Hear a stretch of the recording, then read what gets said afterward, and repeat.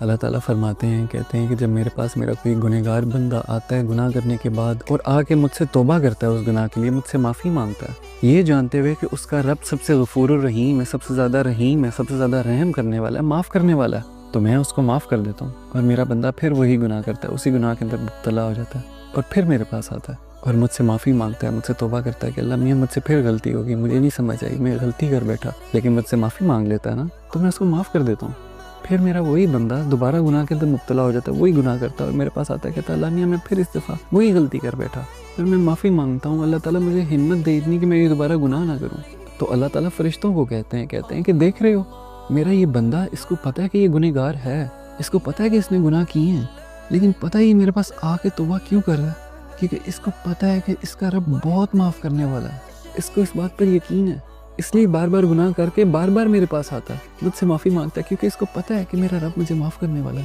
چاہے اس کے گناہ سمندر جتنے بڑے کیوں نہ جائیں، لیکن اس کو پتہ ہے کہ اس کے وہ گناہ میرے رب کی رحیمی کے سامنے چھوٹے ہیں۔ تو فرشتوں تم گواہ رہو کہ میں نے اس کے ہر گناہ کے اوپر اس کو میں نے معاف کیا۔ اللہ تعالیٰ کی ذات کو یہ پسند ہے کہ اس کا بندہ اس سے آ کے توبہ کرے،